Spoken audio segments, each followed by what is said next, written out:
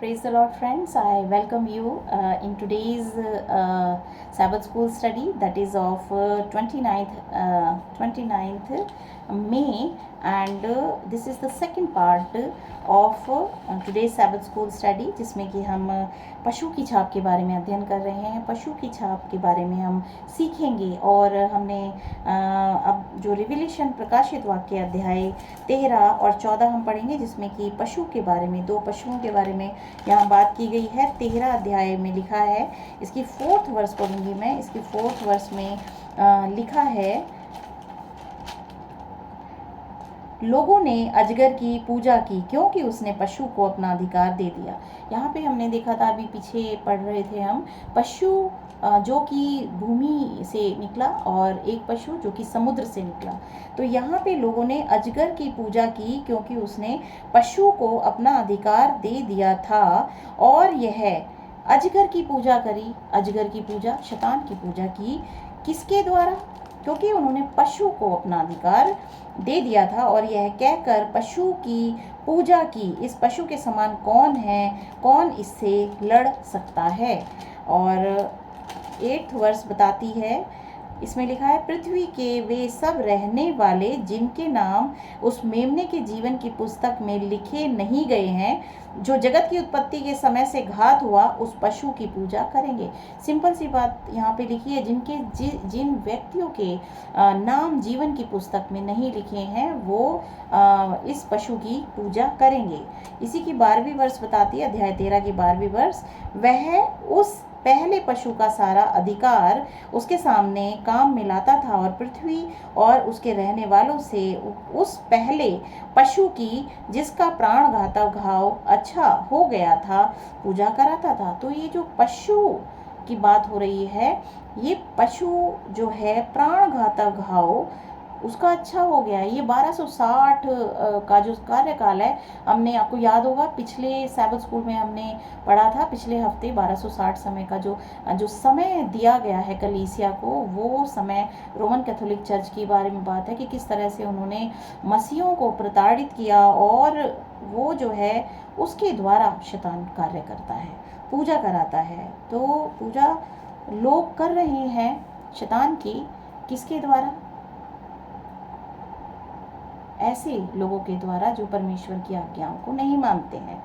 और इसकी 15वीं वर्ष बताती है, उसे उस पशु की मूर्ति में प्राण डालने का अधिकार दिया गया कि पशु की मूर्ति बोलने लगे और जितने लोग उस पशु की मूर्ति की पूजा ना करें उन्हें मरवा डाले। यहाँ पे जो भी व्यक्ति मूर्ति पूजा नहीं करता है उसको उसने मरवाया। उस संस्था ने, जिसे हम कह सकते हैं कि वो एक ऐसी संस्था है जो कि हमेशा ही मसीहों के विरोध में कार्य करती है, मसीह के विरोध में कार्य करती है, और मूर्ति पूजा को उसने जो है इस संसार में जो है स्थापित किया है और उसके द्वारा वो जो है लोगों को जो है भ्रष्ट कर रही है, लोगों को परमेश्वर की आज्ञाओं से दूर कर रही है और परमेश्वर की आज्ञाओं को बदल के उसने दूसरी आज्ञाओं को स्थापित किया है। तो वो जो है सिर्फ और सिर्फ उस शैतान की, उस अजगर की पूजा कराती है, ना कि परमेश्वर की। तो जो वो लोग वर्शिप करते हैं वो परमेश्वर को ना जाके वो उस शैतान को जाती है। रिविलेशन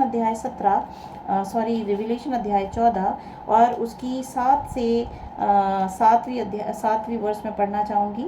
इसमें वही लिखा है, उसने बड़े शब्द से कहा, परमेश्वर से डरो और उसकी महिमा करो, क्योंकि उसके न्याय करने का समय आ पहुँचा है, और उसका भजन करो जिसने स्वर्ग और पृथ्वी और समुद्र और जल के सोते बनाए। और 9 से 11 में लिखा है, फिर इनके बाद एक और तीसरा स्वर्गदूत बड़े शब्द से यह कहता हुआ आया, जो कोई उस पशु और उसकी मूर्ति की पूजा करे और अपने माथे या अपने हाथ पर उसकी छाप ले, वह परमेश्वर के प्रकोप की निरी मदिरा जो उसके क्रोध के कटोरे में डाली गई है पिएगा, और पवित्र स्वर्गदूतों के सामने और मेमने के सामने आग और गंधक की पीड़ा में पड़ेगा। उनकी पीड़ा का धुआं युगानुयुग उठता रहेगा। और जो उस पशु और उसकी मूर्ति की पूजा करते हैं और जो उसके नाम की छाप लेते हैं, उनको रात दिन चैन ना मिलेगा। परमेश्वर की आज्ञाकारिता के विरोध में जो लोग काम करते हैं, शैतान हमेशा उनकी ज़िंदगी में कार्य करता है और वो हमेशा वो बेचैन रहते हैं। इस तरह से हम जान पाएंगे कि पशु की छाप के द्वारा, जो कि परमेश्वर बनाए हुए स्थापित किए हुए दिन के अपोजिट में है। और आप जानते हैं कि वो दिन रविवार है और उस छाप को ही पशु की छाप कहा जाता है। इन सभी पदों में कौन सा एक मुख्य विषय जो हमें जानने में जो है हेल्प करता है कि ये विषय क्या है? ये विषय यही है, परमेश्वर की आराधना को चुराना। शैतान परमेश्वर की आराधना को चुरा के वो खुद की आराधना कराना चाहता है, यही विषय है। और जो व्यक्ति इसे समझ जाता है वो परमेश्वर के विरोध में ना काम करके वो परमेश्वर के लिए काम करता है, और परमेश्वर के लिए काम करने में उसकी भलाई छिपी हुई है। अब मैं पढ़ना चाहूँगी रिविलेशन अध्याय 15 की 4। उसमें लिखा है, हे प्रभु, कौन तुझसे ना डरेगा और तेरे नाम की महिमा ना करेगा, क्योंकि केवल तू ही पवित्र है और सारी जातियां आकर तेरे सामने दंडवत करेंगी, क्योंकि तेरे न्याय के काम प्रकट हुए हैं। जो सच्चा परमेश्वर है उसके सामने हर एक घुटना टिकेगा। रिविलेशन अध्याय 16 की 2 बताती है, सौ पहले ने जाकर अपना कटोरा पृथ्वी पर उड़ेल दिया और उन मनुष्यों के जिन पर पशु की छाप थी और जो उसकी मूर्त की पूजा करते थे, एक प्रकार का बुरा और दुखदाई फोड़ा निकला।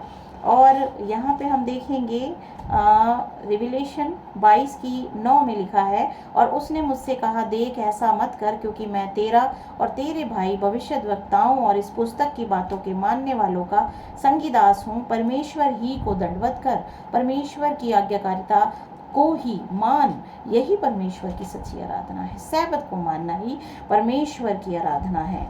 और मैं पढ़ना चाहूँगी रिविलेशन अध्याय 19 का 20वां जो आयत है,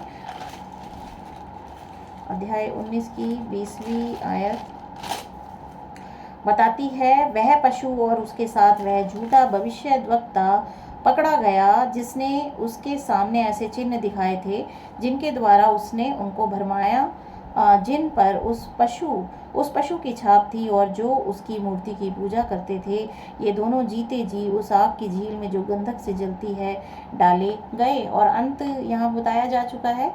इनका अंत यही हुआ कि परमेश्वर के द्वारा उनको जो है गंधक से जो आग कभी ना बुझेगी उसमें डाला जाएगा, क्योंकि इन्होंने परमेश्वर के लोगों के विरोध परमेश्वर के लोगों को जो है भरमाया और परमेश्वर के विरोध में कार्य कराया, उन्हें पाप में गिराया। तो रिस्पॉन्सिबिलिटी इन्हीं की है, तो इन्हीं को ही वहाँ पे डाला जाएगा। और अध्याय 20 की 4 बताती है, फिर मैंने सिंहासन देखे और उन पर लोग बैठ गए और उनको न्याय करने का अधिकार दिया गया।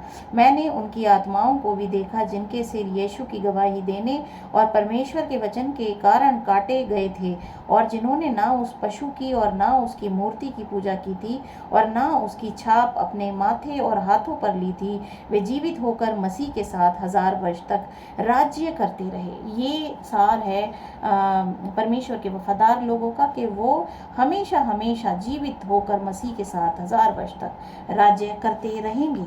और मनुष्य को चाहिए कि वो अपने प्राण को बचाए। इसके लिए उसे परमेश्वर की छाप लेने की ज़रूरत है, सैबत को मानने की ज़रूरत है। और सैबत ही वो दिन है जिस दिन परमेश्वर ने आशीष ठहराई है कि हम उसे माने तो वो हमें मिल सकती है। और परमेश्वर हमारा भला चाहते हैं, इसलिए हम हमेशा परमेश्वर को ही चुनें। तो प्रभु आप सभी को आशीष दें। और इसका एक और पार्ट जो 3rd पार्ट है, इसके बाद मैं बनाना चाहती हूँ, तो आप उसे भी ज़रूर देखें। और उसमें हम जानेंगे किस तरीके से जो है हमें अपने ज़िंदगी में आगे बढ़ना चाहिए। तो आप तीसरा पार्ट ज़रूर देखें। प्रभु आपको आशीष दें। आमीन।